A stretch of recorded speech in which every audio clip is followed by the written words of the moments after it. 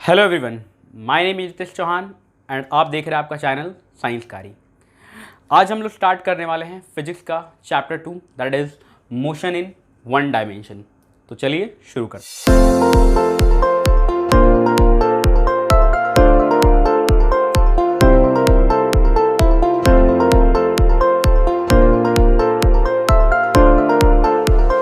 हैं। सबसे पहले बात करेंगे फिजिकल क्वांटिटी के बारे में।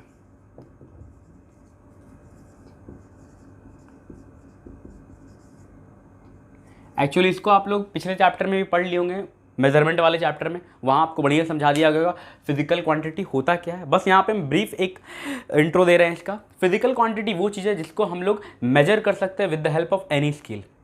The quantity which can be measured with the help of any suitable scale या standard scale is known as physical quantity. For example mass एक फिजिकल क्वांटिटी हो सकता है। उसको हम लोग अपना वेट से मेजर कर लेते हैं किलोग्राम में। हमारे पास एक स्केल होता है मास को मेजर करने के लिए। टाइम को मेजर करने के लिए क्लॉक होता है। टेम्परेचर को मेजर करने के लिए भी हमारे पास ग्रेडियंट होता है, सेल्सियस, केल्विन, फ़ारेनहाइट। तो ये जो भी नाम सुन रहे हैं ये सब क्या है? फिजिकल क्वांटिटी है। ठीक है, इन फिजिकल क्वांटिटी को हम लोग दो ग्रुप में डिवाइड कर देते हैं। All the physical quantities are divided into two groups. पहला हो जाता है स्केलर और दूसरा हो जाता है वेक्टर। तो इस तरह से हमारे पास फिजिकल क्वांटिटी दो हो गया, scalar physical quantity and vector quantity. ठीक है, सबसे पहले हम लोग बात करेंगे इनके डिफरेंस का कि इनमें डिफरेंस क्या है, और यहीं पे हम इनका मीनिंग भी समझेंगे। तो scalar are those physical quantity which has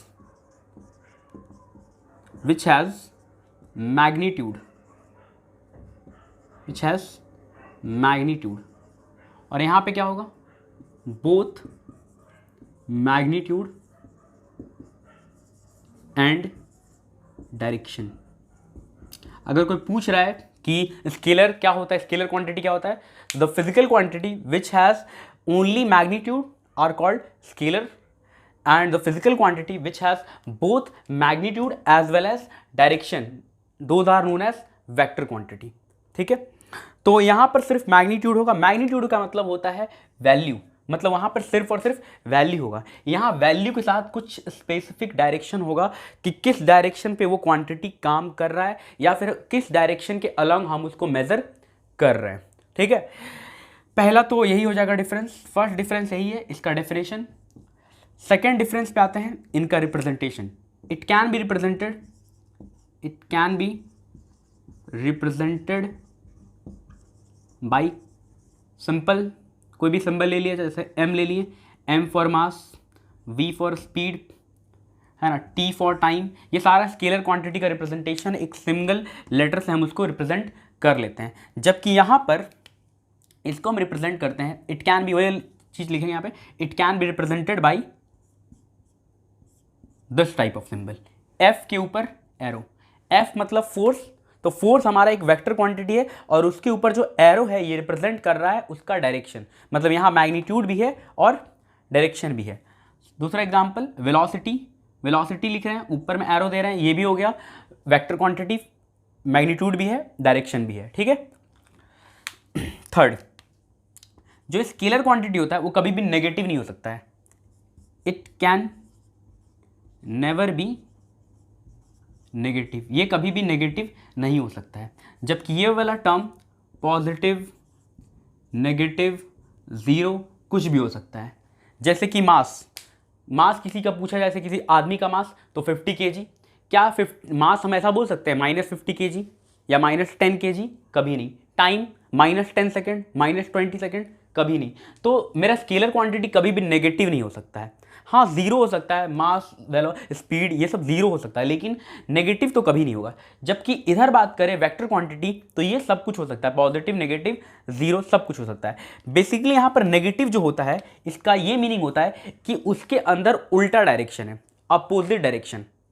for example, अगर कोई बोल रहा है कि किसी ऑब्जेक्ट का स्पीड -5 मीटर पर सेकेंड है, ठीक है, -5 मीटर पर सेकेंड है, इसका मतलब ये बोलना चाह रहा है कि जिस डायरेक्शन में मेजर कर रहे हैं उसके अपोजिट डायरेक्शन में उसका मोशन है।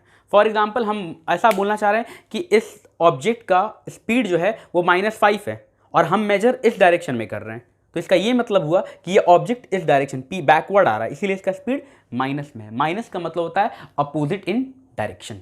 ठीक है, तो तीनों डिफरेंस क्लियर है। अब आते हैं फोर्थ डिफरेंस पे। फोर्थ डिफरेंस ये है, it can be added by simple algebraic addition. मतलब अगर इसको ऐड करना है तो कुछ दिमाग नहीं लगाना, वही एडिशन करना जो आप बचपन से पढ़ते आ रहे हैं। फॉर एग्जाम्पल आप बोल सकते हैं कि 5 kg प्लस 2 kg ये हमेशा 7 kg होने वाला है, यहाँ कोई डाउट नहीं हो सकता है। तो इसमें सिंपल एडिशन हम लगा सकते हैं, लेकिन यहाँ पर हम सिंपल एडिशन नहीं लगा सकते। यहाँ पे क्या है, तो इट कैन बी मेजर्ड या added, it can be added only by vector law of addition. Vector law of addition, इसको हम लोग सिर्फ और सिर्फ वेक्टर लॉ ऑफ एडिशन से ही ऐड कर सकते हैं। मतलब यहाँ पे सिंपल एडिशन नहीं चलेगा। जैसे कि अगर मेरे पास दो फोर्स है, एक फोर्स का वैल्यू है 5 न्यूटन और एक का है 2 न्यूटन, तो हम कभी नहीं बोल पाएंगे कि यहाँ पे 100% 7 न्यूटन ही होगा। ये हम हमेशा श्योरिटी के साथ नहीं बोल पाएंगे। यहाँ पे कुछ भी आ सकता है, डिपेंड करता है कि उसका डायरेक्शन क्या है।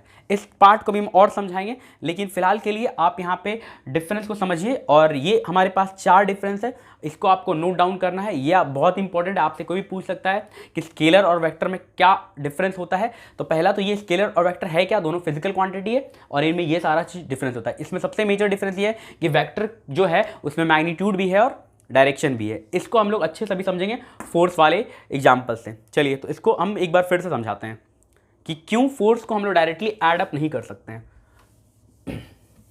देखिए, एग्जाम्पल के तौर पे हम समझते हैं कि हमारे पास एक ब्लॉक है, we are provided with a block, एक ब्लॉक है और इस ब्लॉक में 2 फोर्स लग रहा है, F1 that is 5 Newton and F2 that is 2 Newton. तो कोई बोल रहा है टोटल फोर्स क्या होगा, तो हम लोग डायरेक्टली इसको ऐड नहीं कर सकते सिंपल एडिशन लगा के 5 + 2 7 कर दीजिए, नहीं पॉसिबल है। सबसे पहले तो आपको बताना पड़ेगा कि what is the direction here, direction क्या है। तो मान लो कि अगर दोनों फोर्स सेम डायरेक्शन में लग रहा है, F1 इसी डायरेक्शन में लग रहा है और F2 इसी डायरेक्शन में लग रहा है, तब तो इस केस में हम लोग लिखेंगे 7 न्यूटन, कोई प्रॉब्लम नहीं है। लेकिन एक फोर्स F1 फॉरवर्ड लग रहा है और F2 बैकवर्ड लग रहा है, तो फिर ये 7 नहीं होगा, ये 5 - 2 हो जाएगा 3 न्यूटन। और फिर सोचो कि ऐसा भी केस आ सकता है, एक फोर्स इधर लग रहा है और एक फोर्स इधर लग रहा है, अलग अलग डायरेक्शन में लग रहा है, ठीक है। मतलब एक हॉरिजॉन्टल एक वर्टिकल है, तब ना ही 7 होगा और ना ही 3 होगा। इसके बाद आप खुद दिमाग लगा सकते हैं कि यहाँ पर और भी मल्टीपल केसेस हो सकता है। फॉर एग्जाम्पल अभी तो एंगल 90 डिग्री है, angle 60 degree, 30 degree, 40, infinite cases होता है। मतलब वैल्यू क्या होगा, कोई भी प्री डिटरमाइंड कंडीशन यहाँ पे नहीं है। इसीलिए हम बोल रहे थे कि यहाँ पर 5 + 2 7 आप नहीं बोलेंगे, आपको पहले ध्यान रखना पड़ेगा कि डायरेक्शन क्या है। अगर डायरेक्शन दोनों सेम है तभी वो 5 + 2 7 होगा, ठीक है। तो यहाँ पर अगर ऐड करना है तो हमको ध्यान रखना होगा उसका डायरेक्शन। इसीलिए यहाँ पे लिखा है it can be added only by vector law of addition. Vector law of addition का मतलब है कि डायरेक्शन वहाँ पे हमको मेंशन करना है। ऐसे ये जो टॉपिक है ये हायर स्टडी के लिए है, बस यहाँ पे आपको नाम याद रखना और याद रखना ये वाला बात कि डायरेक्शन देख कर ही ऐड करना है, डायरेक्ट ऐड नहीं करना है। तो ये वाला टॉपिक यहाँ पे ओवर हो गया, स्केलर और वेक्टर। तो चलिए अब मूव करते हैं आगे।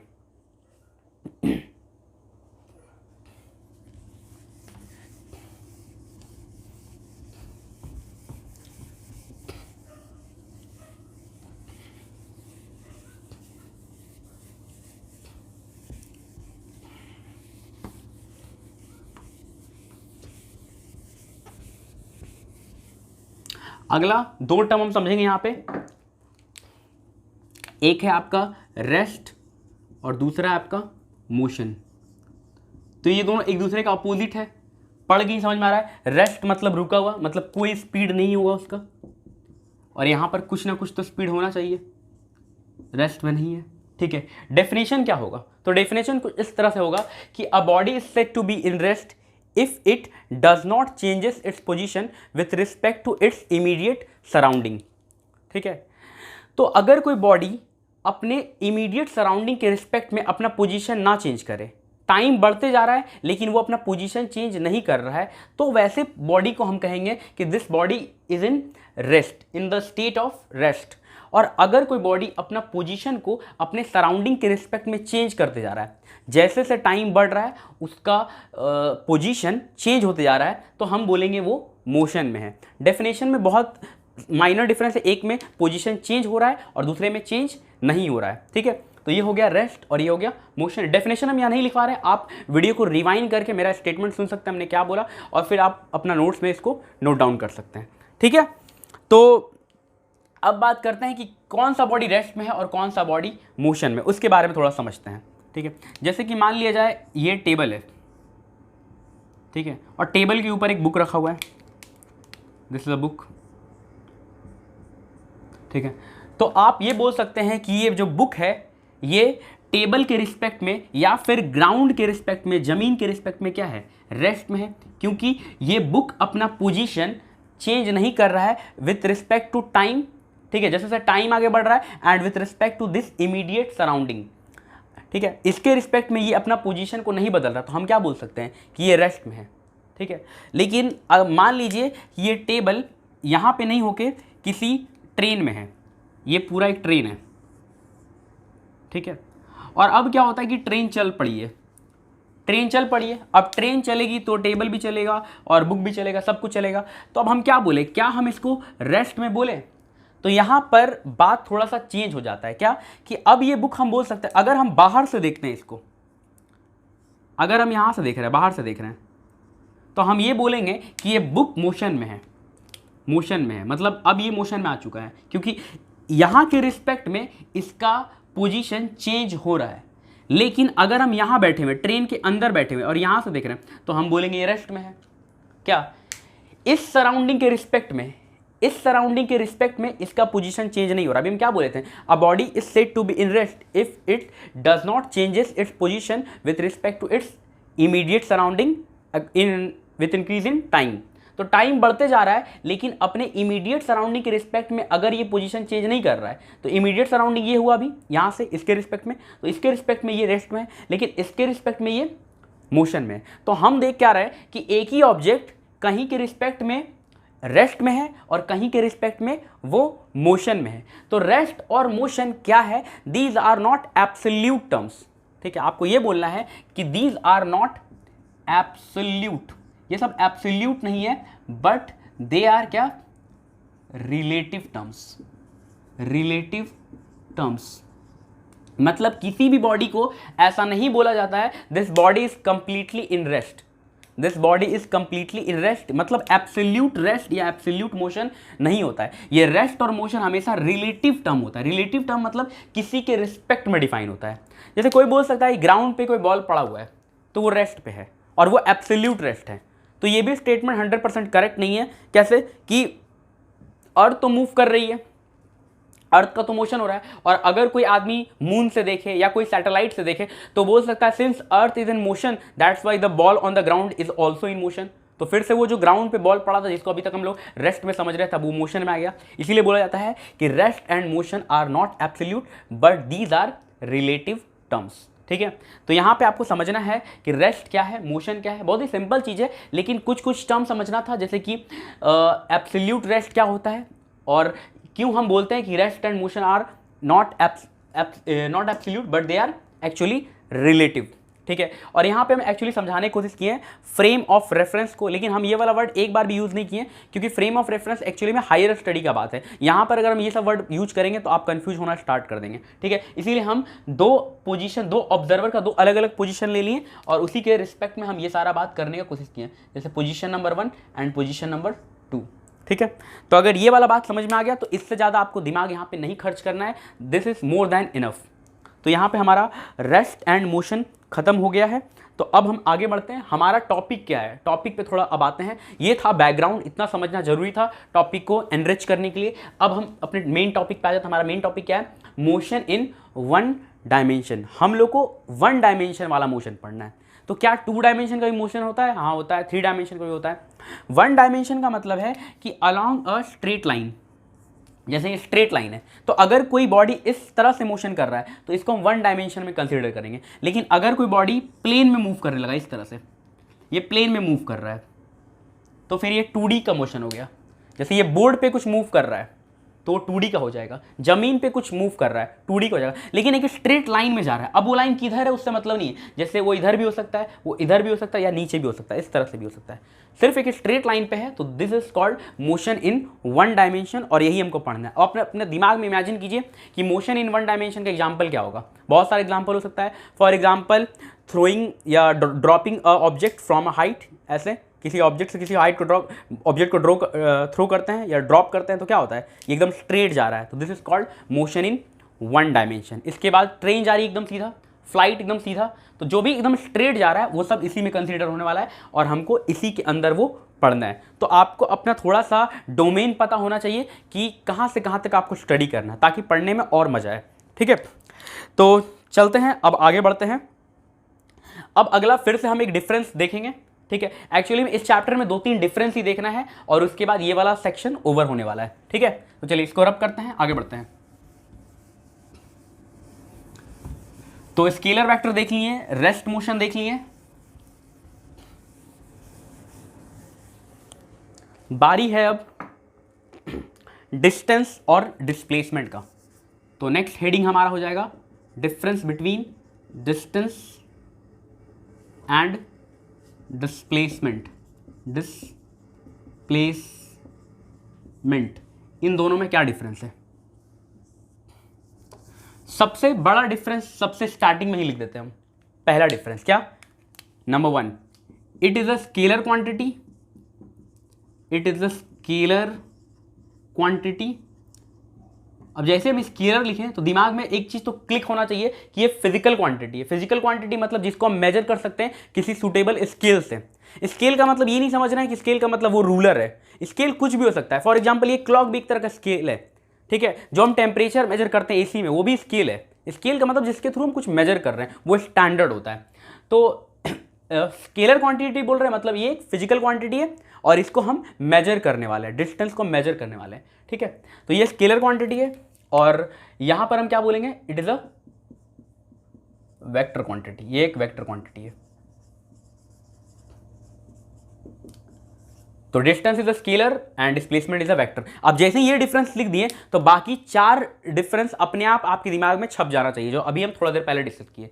क्या कि इसमें मैग्नीट्यूड होगा, इसमें मैग्नीट्यूड और डायरेक्शन होगा। इसको हम सिंपल एक लेटर से रिप्रेजेंट करेंगे, और इसको हम लेटर लिख के एरो से रिप्रेजेंट करेंगे। जैसे अगर हमको डिस्टेंस लिखना है, डिस्टेंस को रिप्रेजेंट करना है, तो हम सिंपली एस लिखेंगे, एस होगा इसका सिंबल, लेकिन इसका सिंबल होगा एस लिखकर एक एरो। ठीक है, बहुत बार एरो को इग्नोर भी कर दिया जाता है, लेकिन आप ध्यान दीजिए कि वेक्टर को हम लोग उसी तरह से रिप्रेजेंट करते हैं। ठीक है, तो पहला तो ये डिफरेंस हो गया। इसके अलावा और भी चीज था कि जैसे ये नेगेटिव हो सकता है ना, ये नेगेटिव कभी नहीं होगा, इसको हम सिंपली ऐड करेंगे, इसको हम वेक्टर लॉ ऑफ एडिशन से ऐड करेंगे। ठीक है, तो वो सारे डिफरेंस हम बार बार नहीं लिखेंगे, वो एकदम क्लियर होना चाहिए। ठीक है, अब नेक्स्ट हम लोग बढ़ते हैं इसके डेफिनेशन की तरफ, और यहां से एक और डिफरेंस क्रिएट करेंगे कि डिस्टेंस होता क्या है। तो it is the length of total path covered during a given journey। कोई जर्नी दिया गया है, उसमें जो टोटल पाथ है उसका क्या लेंथ है, उस पूरे लेंथ को अगर हम कवर कर लेते हैं, तो पूरे लेंथ को हम मेजर करते हैं, तो वही मेरा डिस्टेंस है। जबकि ये क्या है, it is the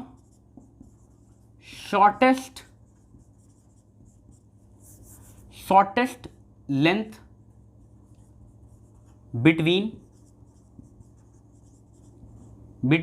initial and final position. हमारे पास 2 पोजीशन है, शुरू वाला पोजीशन को बोलते हैं इनिशियल पोजीशन, और बाद वाले पोजीशन को बोलते हैं फाइनल पोजीशन। तो उनके बीच जो सबसे छोटा लेंथ होगा उसको हम बोलेंगे डिस्प्लेसमेंट। एग्जाम्पल देके समझाते हैं अच्छे से। ठीक है, जैसे मान लेते हैं कि ये पॉइंट है ए और ये पॉइंट है बी। आप ऐसे भी मान सकते हैं कि ये आपका घर है और ये आपका फ्रेंड का घर है, या फिर दूसरा एग्जाम्पल, ये घर है और ये स्कूल है जो आप बहुत दिन से नहीं गए। ठीक है, अब घर से स्कूल जाने का बहुत सारा रास्ता हो सकता है, मल्टीपल रास्ता हो सकता है। जैसे एक रास्ता ये है, ठीक है, एक रास्ता ये है, ठीक है, एक रास्ता ये है। ठीक है, बहुत सारा रास्ता है, अलग अलग रास्ता से स्कूल जाया जा सकता है। ठीक है, ठीक है। तो ये जब रास्ता हम पकड़ते हैं तो हमको चलना पड़ता है। मान लीजिए हम पैदल जा रहे हैं तो हम ऐसे से चलेंगे, या फिर हम जो भी व्हीकल यूज कर रहे हैं उसके थ्रू जा रहे हैं, तो हम देखते हैं कितना हम पाथ कवर कर रहे हैं। वो पाथ कवर करने के लिए अगर बाइक चल रहा है या जो भी 4 व्हीलर है, व्हीकल है, तो उसमें रीडिंग होता है। वो रीडिंग को देखते जाएंगे तो हमको पता चल जाएगा कितना पाथ कवर किया हमारा जो व्हीकल है, कितना पाथ कवर किया। तो मान लिया जाए कि यहाँ पे चलने में 5 किलोमीटर लगता है, ऐसा 5 किलोमीटर चलना पड़ता है। तो यहाँ से इस रास्ता को चले तो 5 किलोमीटर में हम यहाँ पहुँच जाएंगे। सेकंड वाले ऑप्शन में मान लेते हैं कि 7 किलोमीटर लगता है, ऐसे से इस रास्ता ज़्यादा थोड़ा लंबा रास्ता है, 7 किलोमीटर है, और नीचे वाला रास्ता मात्र 3 किलोमीटर का है। तो 3 रास्ता है हमारे पास। ठीक है, 5, 3 और 7। अब ये डिपेंड करता है कि हम कौन सा रास्ता चुने। जैसे मान लेते हैं कि हम रास्ता नंबर 1 चुने हैं, तो हमसे कोई पूछेगा कि डिस्टेंस कितना है, आप कितना डिस्टेंस ट्रैवल किए, तो हम बोलेंगे 5 किलोमीटर। क्यों? डिस्टेंस क्या होता है? It is the length of total path covered, कितना पाथ कवर किए, तो 5 किलोमीटर का रास्ता तय किए, इसीलिए मेरा डिस्टेंस हो जाएगा 5 किलोमीटर। लेकिन अगर पूछेगा डिस्प्लेसमेंट क्या होगा, डिस्प्लेसमेंट क्या होता है, डिस्प्लेसमेंट टोटल पाथ नहीं होता है, ये होता है shortest length between initial and final position. मतलब क्या है कि आप अपना इनिशियल पोजीशन देखिए यहाँ पे है, और फाइनल पोजीशन देखिए यहाँ पर है, और इन दोनों के बीच सबसे छोटा रास्ता क्या होगा, शॉर्टेस्ट लेंथ क्या होगा, तो वो बीच वाला रास्ता जो सबसे छोटा है। तो यहाँ से लेके यहाँ के बीच में जो सबसे छोटा रास्ता है वही मेरा डिस्प्लेसमेंट है। मतलब डिस्प्लेसमेंट का आंसर 3 किलोमीटर होगा। डिस्टेंस 5 किलोमीटर और डिस्प्लेसमेंट 3 किलोमीटर, अगर हम रास्ता नंबर 1 चुनते हैं। उसी तरह से आप इमेजिन कीजिए कि अगर हम रास्ता नंबर 2 चुनते हैं तो डिस्टेंस मेरा 7 किलोमीटर और डिस्प्लेसमेंट अभी भी 3 किलोमीटर। लेकिन अगर हम ये वाला रास्ता चुनते हैं, जनरली ऐसा रास्ता होता नहीं है, अगर हम एक पॉइंट से दूसरे पॉइंट जाएं किसी भी शहर में तो एकदम स्ट्रेट रास्ता नहीं होता है। स्ट्रेट रास्ता बस एक ही कैसे पॉसिबल है कि हमारे पास एक प्राइवेट जेट हो, हम सीधा अपना प्राइवेट जेट में बैठे तो हम पहुंच जाए, तो ऐसा कुछ हो सकता है। तो अगर ये वाला रास्ता हम चुनते हैं तो डिस्टेंस भी 3 एंड डिस्प्लेसमेंट भी 3। तो इन तीनों सिचुएशन से हमको डिस्टेंस और डिस्प्लेसमेंट का डेफिनेशन समझ में आ सकता है। हम देख रहे हैं कि डिस्टेंस टोटल पाथ कवर को बोलते हैं, जबकि डिस्प्लेसमेंट वो शॉर्टेस्ट पाथ होता है। ठीक है, उसके बाद इस पूरे फिगर में एक और चीज हम समझें यहाँ पे कि डिस्टेंस जो होगा it should be always greater than और इक्वल टू डिस्प्लेसमेंट होगा ना। जैसे कि यहाँ पे डिस्टेंस 5 है, डिस्प्लेसमेंट 3 है, यह डिस्टेंस 7 है, डिस्प्लेसमेंट 3 है, लेकिन इस केस में डिस्प्लेसमेंट और डिस्टेंस दोनों 3 है, तो इसीलिए इक्वल टू भी लगा दिए हैं। लेकिन नॉर्मली क्या होगा, distance is greater than displacement. ठीक है, तो ये हो गया हमारा दो डिफरेंस। सेकंड वाला डिफरेंस में डेफिनेशन लिखा हुआ है, तो डेफिनेशन बोलेगा तो आप यहां से पिकअप कर लेंगे। थर्ड आते हैं उसके, अब तो डिफरेंस खत्म हो गया एक्चुअली, डिफरेंस यही इतना ही है, 2 ही डिफरेंस काफ़ी है। इसके अंदर 4 डिफरेंस छिपा हुआ है और एक ये डिफरेंस है। अब कुछ सिमिलैरिटी में आते हैं, तो सिमिलैरिटी है कि डिस्टेंस का एसआई यूनिट क्या होगा, तो डिस्टेंस का मतलब एक्चुअली में लेंथ है, और लेंथ को मेजर करते हैं किसमें, मीटर में। वेरी गुड, आप मन में सोच लिए होंगे कि लेंथ को मेजर करते हैं मीटर में, तो डिस्टेंस का यूनिट क्या होगा, एसआई यूनिट मीटर। तो दोनों का एसआई यूनिट एक्चुअली मीटर होगा, डिस्टेंस का भी और डिस्प्लेसमेंट का भी। क्यों? क्योंकि दोनों में हम लोग लेंथ ही मेजर करते हैं। देखो लेंथ एंड लेंथ, तो दोनों में लेंथ आ रहा है, इसीलिए दोनों का एसआई यूनिट क्या होगा, मीटर होगा।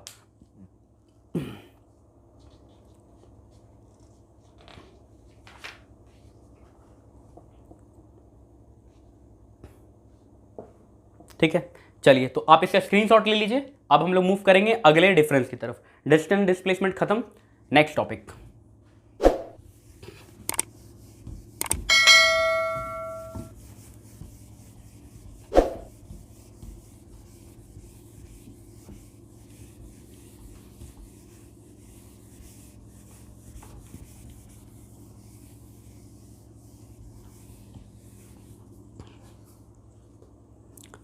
नेक्स्ट डिफरेंस है स्पीड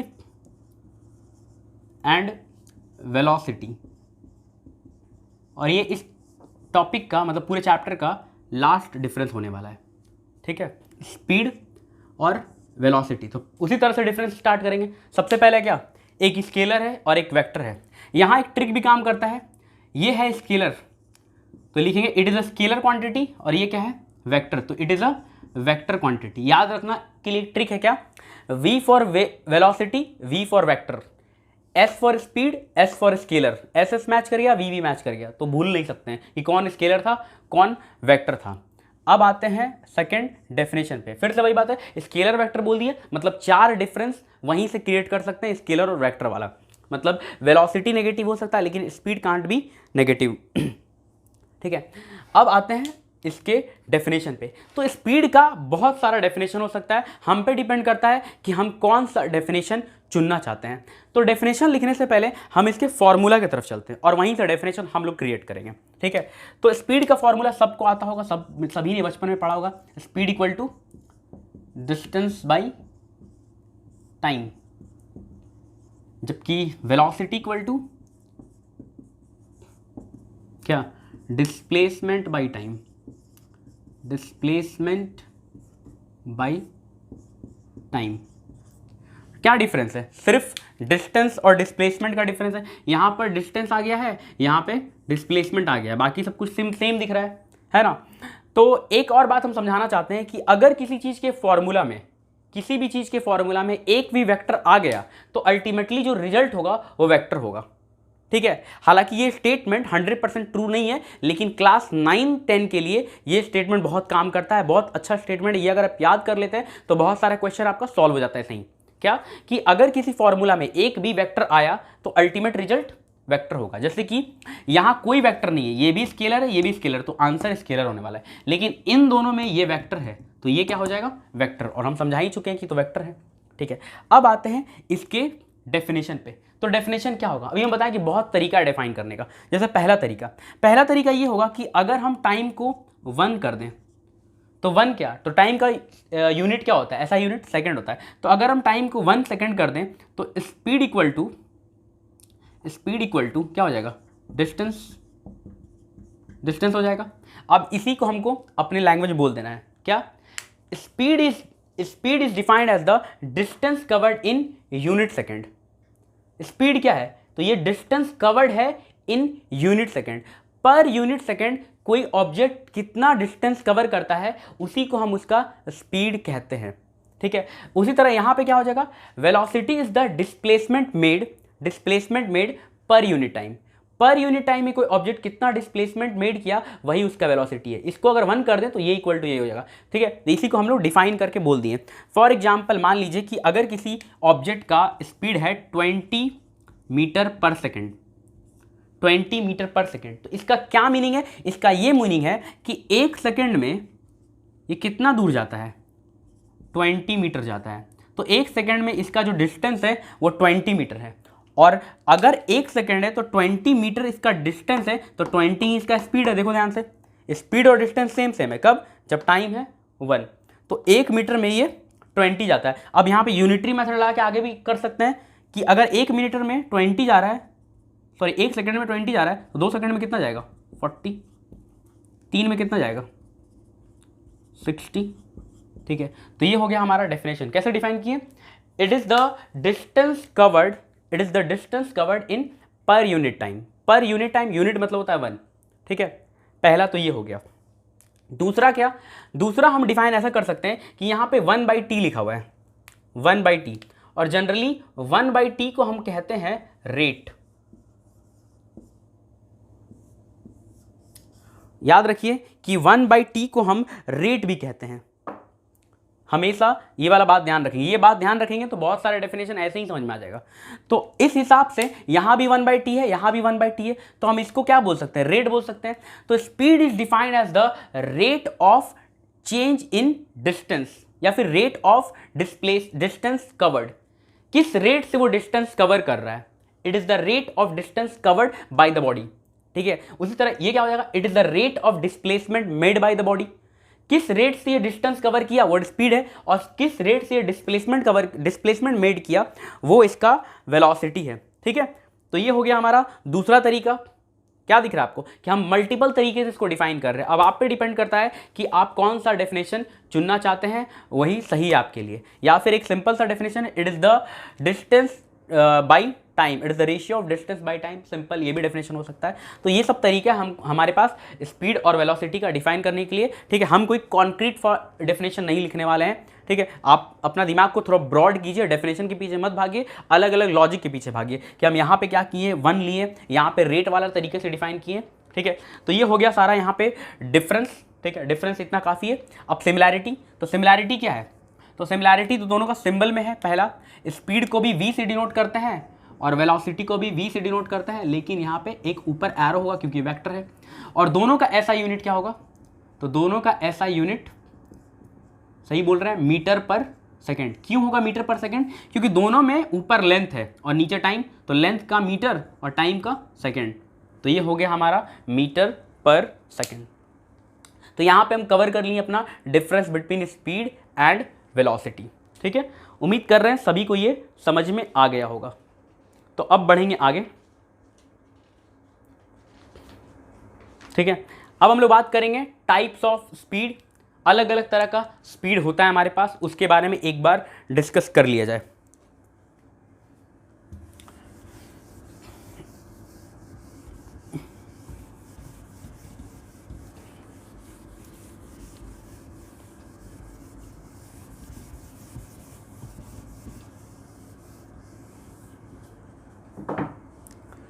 तो पहला हो जाएगा यूनिफॉर्म स्पीड, या फिर इसको हम बोलते हैं यूनिफॉर्म मोशन। इसका मतलब क्या है? यूनिफॉर्म का मतलब है जो एक समान बना रहता है। जैसे आप जब स्कूल जाते थे, अभी तो लॉकडाउन में नहीं जा रहे हैं, तो आपको एक यूनिफॉर्म दिया जाता था।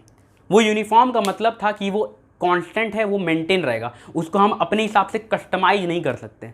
For example doctor, police officer, ठीक है, जज, जो भी लोग हैं, इनका भी एक वेल डिफाइंड यूनिफॉर्म होता है जिनको वो कस्टमाइज नहीं कर सकते। तो यूनिफॉर्म का मतलब दैट इज जो फिक्स रहने वाला है, पूरी तरह से चेंज नहीं होगा। तो यूनिफॉर्म स्पीड का मतलब है स्पीड मेंटेन रहेगा, स्पीड चेंज नहीं होगा। तो स्पीड चेंज नहीं होगा तो क्या होगा, थोड़ा समझा जाए।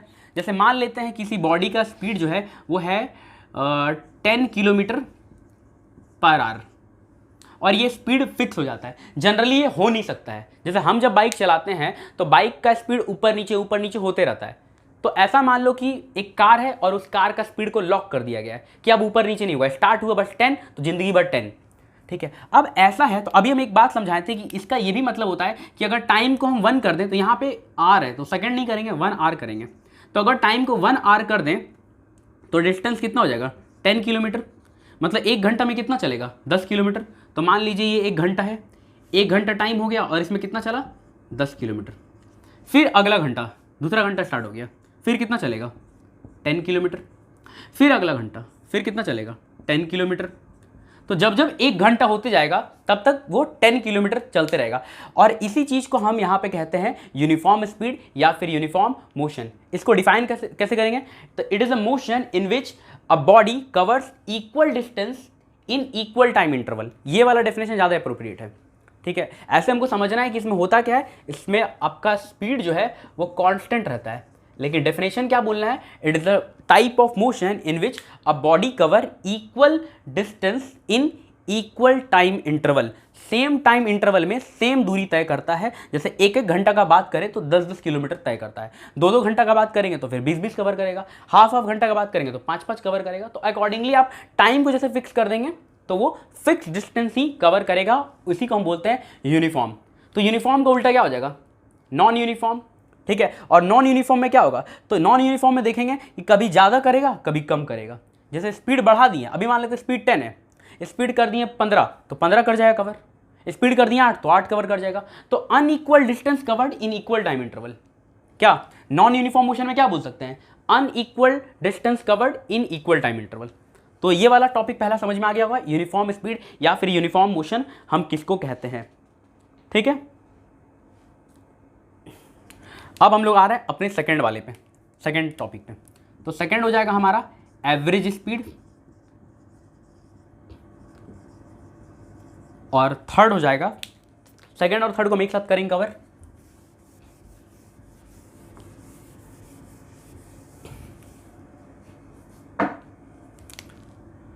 थर्ड हो जाएगा इंस्टैंटेनियस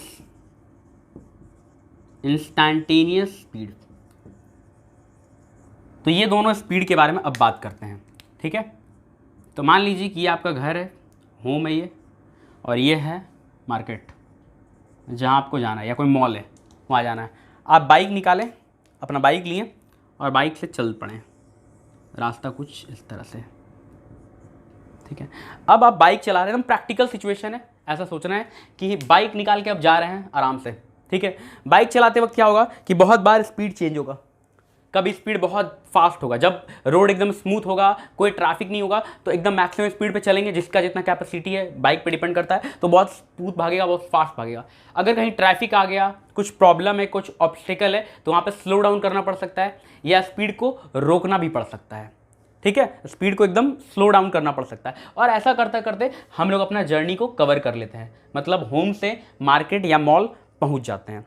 अब ऐसा जब होता है तो आपका जो फ्रेंड है वो आपसे दो तरह का क्वेश्चन पूछ सकता है। एक तो मान लेते हैं कि जो यहाँ पे पहले से आपका वेट कर रहा है मॉल में, आप मॉल पिक्चर देखने जा रहे हैं तो मॉल में पहले से वो वेट कर रहा है, तो आपसे पूछ सकता है कि बड़ा लेट कर दिया आने में, कितना का स्पीड से गाड़ी चल रहा था तुम्हारा, या कितना का स्पीड से तुम गाड़ी को चला रहा था। तो अगर ऐसा सवाल वो पूछता है तो आप ये नहीं बोलेगा कि हम घर से निकले तो बहुत फास्ट चल रहे थे, फिर बीच में स्लो डाउन कर दिए, फिर स्पीड पिकअप पकड़ा, फिर ऐसे हुआ, ये आप कहानी नहीं बताइएगा। आप उसको बस एक फिगर बताने वाले हैं। जैसे फॉर एग्जांपल आप बोल सकते हैं कि मेरा जो स्पीड था वो 50 किलोमीटर पर आवर था, तो आप ये क्या बताएं उसको, आप बताए हैं एवरेज स्पीड।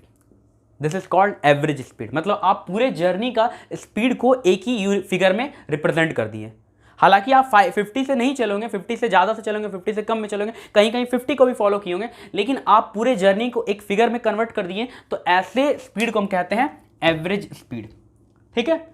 दूसरा नंबर सवाल, पहला सवाल तो ये पूछे कि कितना का स्पीड से आए तुम, दूसरा सवाल ये पूछ सकता है वही फ्रेंड कि जब तुम, ये कोई मोड़ है, जैसे हमारे घर के पास हम लोग जब घर से मॉल जाते हैं अपने बिग बाजार पे, तो रास्ते में बैंक मोड़ पड़ता है, ठीक है। तो ऐसे आपके एरिया में भी कोई मोड़ होगा, तो ये आपसे पूछ सकता है कि जब बैंक मोड़ आप क्रॉस कर रहे थे उस समय आपका स्पीड क्या था, बैंक मोड़ क्रॉस करते वक्त स्पीड क्या था।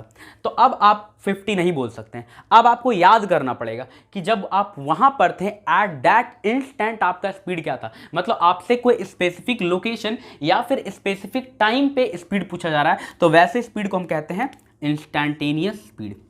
तो पहले तो दोनों का मीनिंग समझना है, फिर हम आएंगे डेफिनेशन पे। मीनिंग एग्जांपल से आई होप क्लियर हो रहा होगा, ठीक है। तो अब आते हैं डेफिनेशन पे कि डेफिनेशन क्या है। डेफिनेशन एक्चुअली फॉर्मूला पे है। एवरेज स्पीड का जो फॉर्मूला है वो कुछ ऐसा होता है।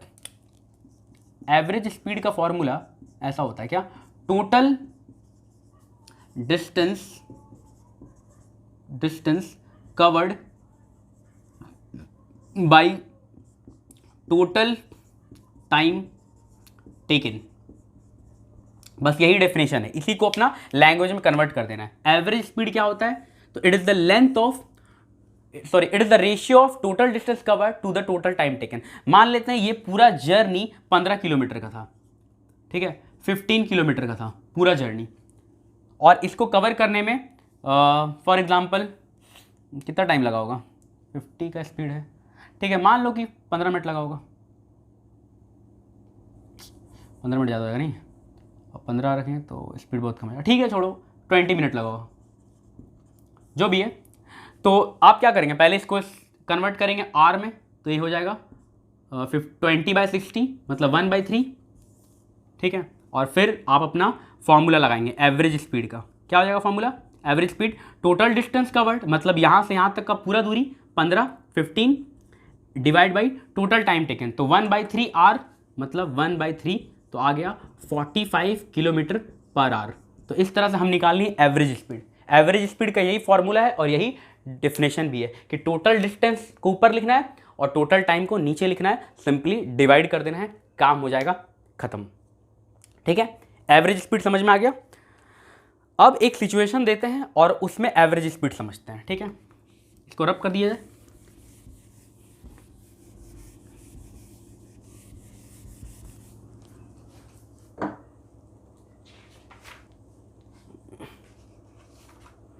तो मान लिया जाए कि ये घर है और ये स्कूल है, ठीक है।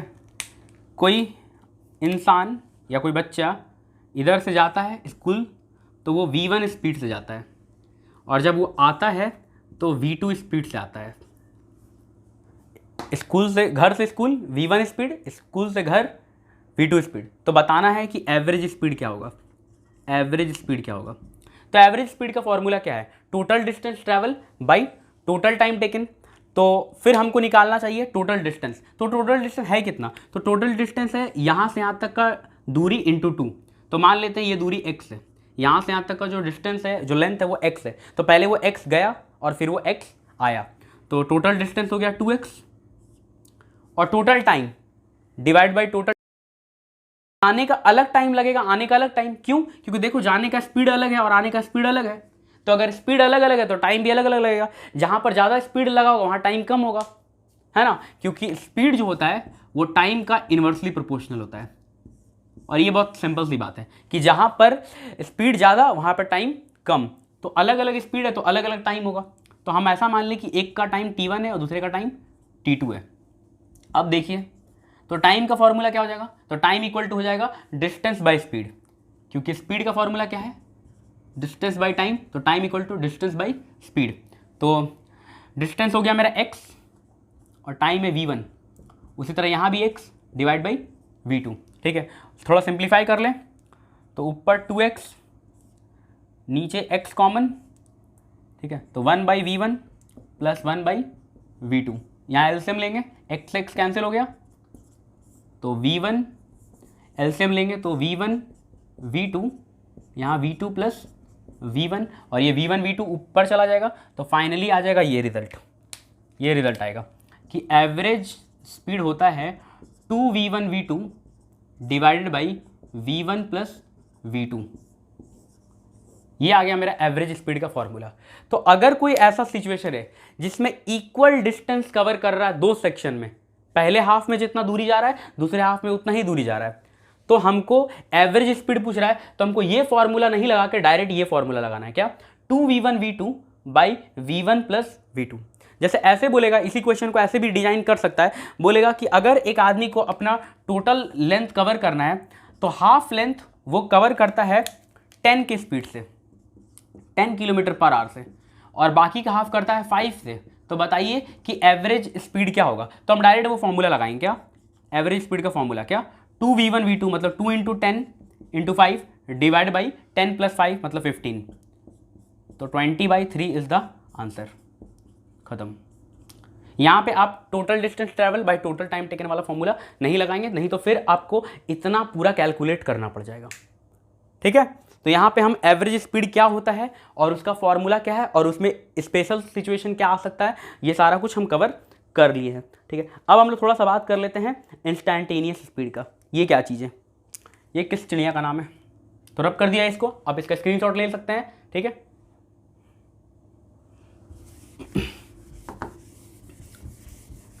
चलो, तो नाम से ही जाहिर है इंस्टैंटेनियस मतलब किसी खास इंस्टेंट पे, किसी खास टाइम पे या किसी खास पोजीशन पे। जैसे कि अभी बताए थे कि जब घर से वो बंदा मॉल की तरफ जा रहा है तो उससे कोई पूछा कि ये मोड़ पे तुम्हारा स्पीड क्या था, तो एट एनी इंस्टेंट उसका स्पीड क्या था, वही हो जाएगा क्या, इंस्टैंटेनियस स्पीड। ठीक है, तो इसका डेफिनेशन क्या होगा, तो it is the rate of change of distance, rate of change of distance at any instant of time.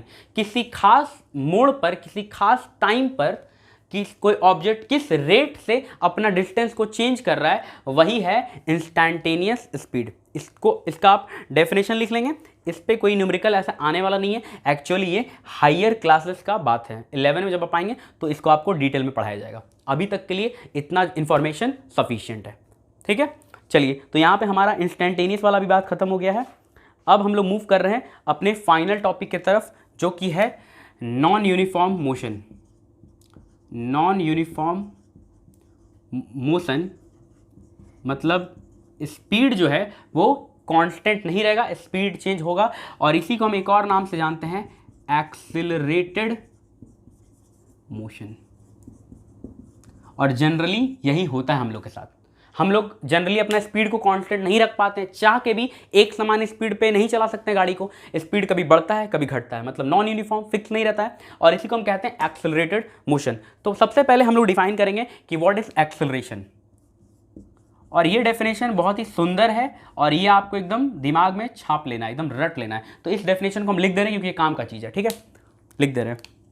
तो it is defined as the rate of change of velocity, rate of change of velocity, ठीक है। तो अभी हम थोड़ी देर पहले समझाएं कि रेट क्या होता है। रेट का मतलब क्या है, पर यूनिट टाइम, ठीक है। तो एक्सेलरेशन को हम लोग ऐसे डिफाइन करेंगे कि ये पर यूनिट टाइम, मतलब नीचे टाइम आएगा।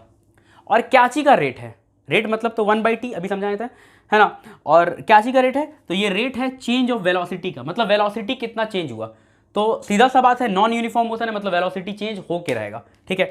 तो अब क्या है कि हम मान लेते हैं कि शुरू में कुछ वेलोसिटी था, बाद में कुछ वेलोसिटी है। तो शुरू में जो वेलोसिटी था उसको u मान लेते हैं और बाद वाले को कर लेते हैं v। तो u हो गया मेरा इनिशियल वेलोसिटी और v मेरा हो गया क्या, फाइनल वेलोसिटी। तो चेंज कितना हुआ, तो चेंज मतलब होता है फाइनल माइनस इनिशियल, तो चेंज हो गया ये v माइनस u, यही हो गया मेरा चेंज ऑफ वेलोसिटी। तो a इक्वल टू क्या आया, v minus you by T, ये मेरा एक्सेलरेशन का फॉर्मूला है और यही मेरा डेफिनेशन भी है। तुम ध्यान से देखो, तो इसी को हम लोग वहां पे लैंग्वेज में लिख दिए, कैसे, it is defined as the rate of change of velocity, ठीक है। उसके बाद आपसे पूछेगा इसका एसआई यूनिट क्या होगा। तो एसआई यूनिट निकालने के लिए फॉर्मूला से ही निकाला जा सकता है। तो देखिए रेशियो है, ऊपर क्या वेलोसिटी, नीचे टाइम। तो वेलोसिटी मतलब वही स्पीड का क्या, मीटर पर सेकेंड, तो ऊपर मीटर पर सेकेंड और नीचे क्या फिर से सेकेंड, तो अल्टीमेटली क्या आया, मीटर पर सेकेंड स्क्वायर।